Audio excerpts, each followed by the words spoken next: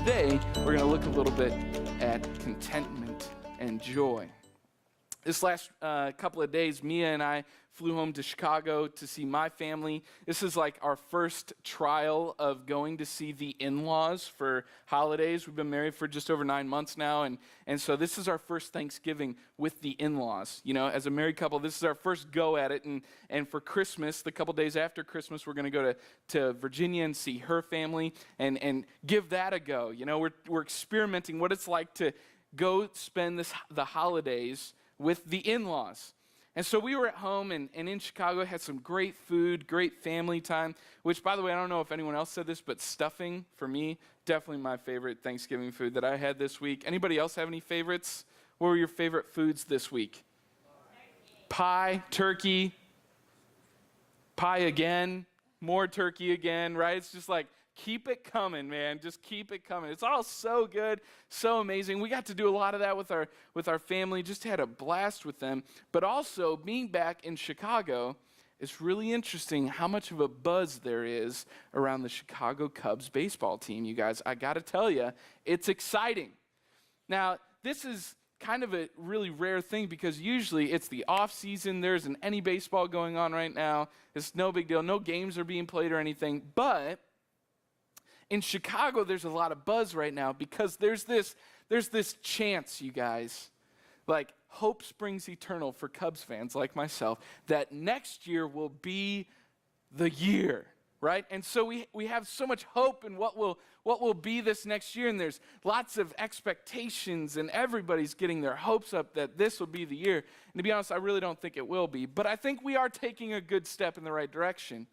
And as I hear all this talk about the Cubs and everybody being so excited about the Cubs and these expectations, I was kind of thinking there would be so much joy in Chicago if the Cubs really could win the World Series. I mean, if you're not familiar with the Cubs, they haven't won the World Series in 106 years. 106 years, okay? Anybody been alive that long? Probably not. Anybody been alive for half that long? Very few of us, right? It's getting rare that anybody has even been alive the last time the Cubs won the World Series. The Titanic sunk more recently than the Cubs won the World Series. Okay? That's just bad when you say that, okay? But there's so much hope that if this will be the year, oh man, that will be it. We will find so much joy in that. And as I think about that, I almost just wonder, especially for Cubs fans, will there ever be a moment where Cubs fans can say, now we have tasted and seen. Now we have experienced what it's like to be a champion. Now we can be satisfied. And now in this moment, we finally experience joy. Will that ever come? Probably for Cubs, never. It probably won't ever happen, to be honest with you. It's always going to, whether it's the curse of the Cubs or the Billy Goat or whatever, there's all these curses or all this stuff that says you'll never get there. And for Cubs fans, it's always hanging out there that maybe only if we had that, then we could enjoy life. Then we would taste satisfaction. But as we all know from the great theologian Mick Jagger, I can't get no satisfaction, right? Satisfaction, that enjoyment, that satisfying feeling that we've arrived or we've tasted that goodness, for some reason, and maybe this is like the same thing for you as well, always seems to be just another purchase away, just another step away, just another milestone in our lives away. If only I could be in that relationship, if only I could acquire that possession, if only we could go to that place, or if only I would see that happen in my life, then I could experience some joy. Then I will be satisfied. And I just wonder if that's how we think so frequently, will we ever taste that? Do you think that this morning, whether you came in here full of joy and satisfied as a human being, and maybe you even want to rate yourself on that from a scale of 1 to 10, 10 being you are overflowing with joy and satisfaction, or 1, you're feeling like you've missed out and life is just kicking you right now and kicking you while you're down. Where are you at on that scale? Because I wonder, no matter where you're on that scale, could you leave here today feeling maybe not a 10, but moving from a 3 to a 4, or from a 1 to a 2, or a 7 to an 8? Can you really experience satisfaction and joy in your life right now? Can you really be content right now? A lot of times we equate, and our culture will tell us this, that satisfaction comes from buying the bigger, better thing, or acquiring this new thing, or getting to this stage in life, and then you'll get there. If only I had this amount of money, or if only our finances weren't so tight, then I'd be able to say, you know what, I can find satisfaction in that. I'm joyful now. And yet, it probably doesn't take long for us to think of people in our lives, friends, neighbors, family members, or maybe it's yourself, that you've seen and experienced that even when you have gotten that thing, or acquired that possession, or gotten to that point in your life, or built that relationship back to the point where now you thought you'd be satisfied, you've gotten there and thought, man, I'm still not satisfied, or there's still something more, there's still something bigger or better or newer or flashier, and you're still not satisfied. And so satisfaction or joy can't just be defined by what we can acquire. So is contentment and joy and satisfaction, is it found in having little? Does it mean that we settle for less and try to deprive ourselves, and then maybe we can experience true joy in the void of having anything? I mean, we probably don't want to go there. You don't want to experience what it's like to have little, and yet we even think about kids in other countries, and maybe you've gone on these trips to experience what it's like for people in other countries who have so little. I mean, they even have a hard time providing for a meal or having clean drinking water. And yet we've seen the smiles on their faces and see incredible joy in them. Is true joy and contentment, is it found in having little or being depleted of everything that you have? See, I don't think that's the case. I don't think that's necessarily where we're at, because if we look at Scripture this morning, we're going to find something that kind of lays it out a little bit more clearly for us. So if you would, grab a Bible or open the app on your phone to Ecclesiastes chapter 5. Ecclesiastes chapter 5, it's in the Old Testament. Ecclesiastes is right after Proverbs.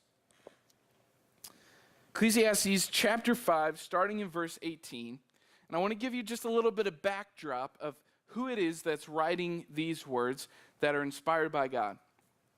The verses that we're going to read here were written by King Solomon. Now, King Solomon was a guy who was pretty well off, to say the least. It's estimated, King Solomon was the son of King David, the greatest king to ever rule. He inherits the kingdom of Israel, so he has all this power, all these possessions. You can only imagine how much livestock he has, how many slaves and servants he has working for him. I mean, it says that he had probably upwards of 1,000 wives and concubines. I mean, he's got all this money and everything. It's even estimated, and I've read a couple of different scholars' input on this, and they vary, but the lowest estimation of what Solomon's annual income would be compared to today, him having an income, just an income, not his net worth, but his income of somewhere between $500 million and $1 billion a year. This dude had it made. He's got everything, right? It's also reported that in history, nobody has ever had so much gold and silver at their fingertips as Solomon did. This is Solomon. He's got it made. He made a buck or two more than you do, okay? Just laying that out for context for you. Here's what he says in Ecclesiastes chapter 5, verse 18. Then I realized that it is good and proper for a man to eat and drink and to find satisfaction in his toilsome labor under the sun during the few days of life God has given him, for this is his lot. Verse 19, moreover, when God gives any man wealth and possessions and enables him to enjoy them, to accept his lot and be happy in his work, this is a gift of God. He seldom reflects on the days of his life because God keeps him occupied with gladness of heart. So here's a guy, Solomon, who talks about satisfaction and contentment and not connecting it with contentment, satisfaction is having lots of money. Content and satisfaction is having very little. He doesn't say that, but he says contentment, satisfaction is found in celebrating what God has given you. In other words, God is cultivating something in you that is worth being grateful for and content in. But we don't just look at Solomon. Let's look at a guy who is maybe on the far different end of the spectrum. So we don't just hear it from a guy who had it made making $500 million a year, right? Let's not just take him for his word, but let's also trust Paul as well. Turn to Philippians chapter 4. This is in the New Testament. Galatians, Ephesians, Philippians. Philippians chapter 4. And turn to verse 11 here in Philippians chapter 4. Now, Paul, very different from Solomon. If trusting Solomon and hearing him say, be happy in whatever God has given you, and you're thinking, yeah, easy for you to say, Solomon, you had $500 million a year of income. No big deal for you to be happy, right? Well, here's Paul saying something extremely similar, and yet in completely different circumstances. If you were to read through the book of Philippians, you'd see in chapter 2 and chapter 1 that Paul is writing as he's in chains in prison, being persecuted for his faith in Jesus. Before that, Paul was one of the people who was persecuting Christians. And so Paul has been on this roller coaster of a life where he's experienced what it's like to be in power with a very financially stable situation. And he's also been in situations where now it's all been stripped away, and now he's in prison writing this letter. And yet, he has something for us to pay attention to in chapter 4, verse 11. Paul says, I'm not saying this because I am in need, for I've learned to be content or satisfied, whatever the circumstances. I know what it is to be in need, and I know what it is to have plenty. I've learned the secret of being content in any and every situation, whether well-fed or hungry, whether living in plenty or in want. What Paul starts to lay out for us here is that contentment is not found in how much you have or how little you have, but it's in finding what God is cultivating in you and celebrating that. So if we're going to tap into what it looks like for us to be content, or if you were to start to press into how you might feel a little more satisfied before you leave here this morning, what would be the things that would be keeping you from tasting that satisfaction, and how might you overcome that? Probably one of the things that keeps you from being content or being satisfied is your regular regimen, your schedule, right? How many of us are just all day, every day, from one thing to the next? We're always in almost like tunnel vision mode, only after what we need to get to, what tasks need to be done, all those kinds of things. We're always busy running around doing all these things. We get so busy, and when we get so busy, we start to lose perspective on what's really happening. And we start to do things and say things that really make us sound a little bit spoiled, right? I mean, if we were going to be honest with ourselves, there are times where we lack the contentment a little bit, right? We're always longing for that next thing, that new thing, whatever it may be, to the point where we start saying some really silly things. I'm going to show a video here, and maybe you can relate with it. As you watch the video, count how many things that you hear you've actually said yourself. They're going to say some really funny things. Feel free to laugh this morning, kick back, enjoy yourself, and ask yourself this question: how many times have I said this? Take a look.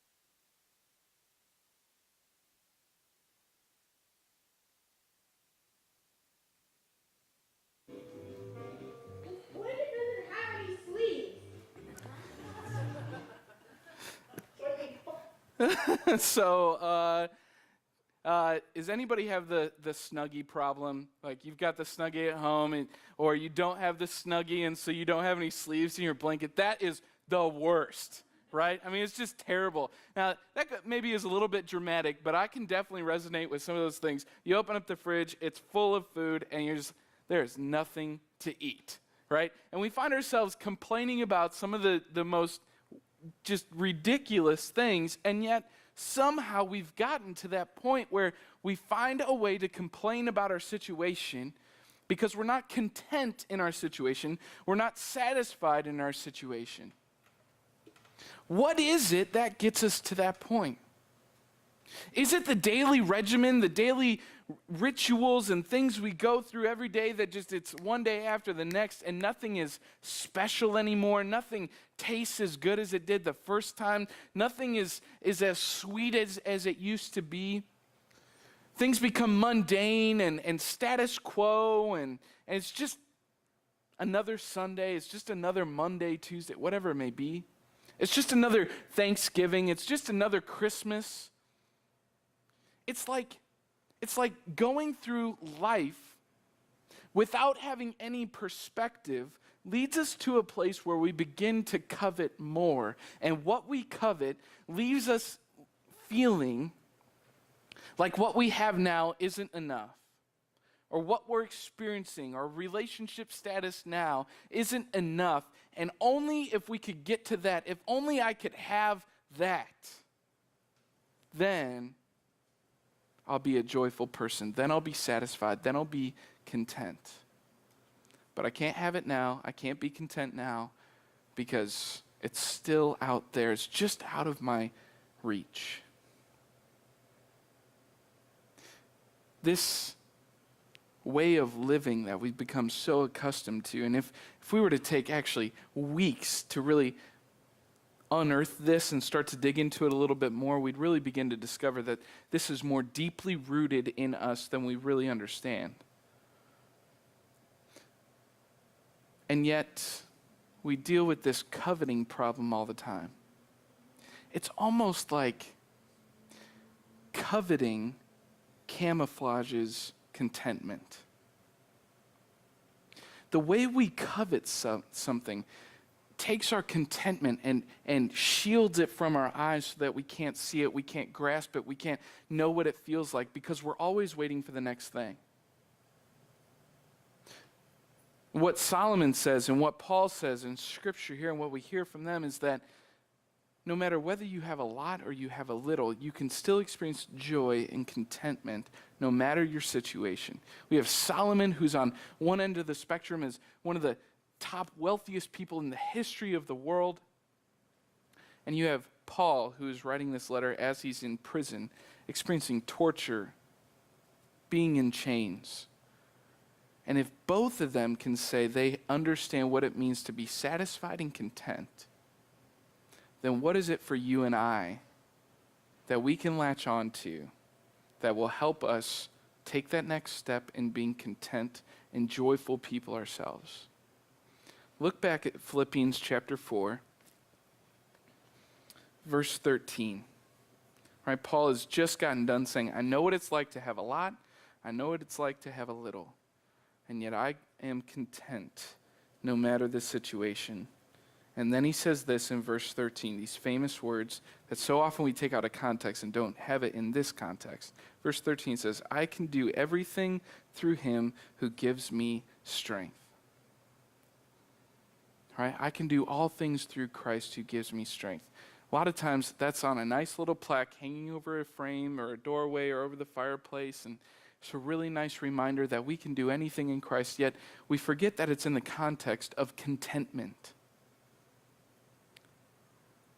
We often think of this phrase, this passage, verse 13, as we can overcome anything, and yet for Paul to use such a strong phrase here, I can do all things through Christ who gives me strength, we would think it'd be like overcoming disease or facing this obstacle in our lives or whatever it may be.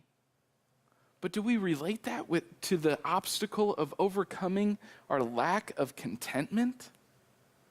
Do we know how big of a deal it is for us to not be content? I mean, have you thought about how your lack of contentment, how my lack of contentment can lead us down a path where now we're not experiencing any joy? And if you've ever been around anybody who doesn't have any joy in their life, you probably quickly learn they're not so fun to be around. And if our lives are supposed to be representations of what life in Christ looks like, then my hope would be that people would get to taste and experience that there is joy in following Jesus. So how do we overcome that? Verse 13, I can do everything through him who gives me strength.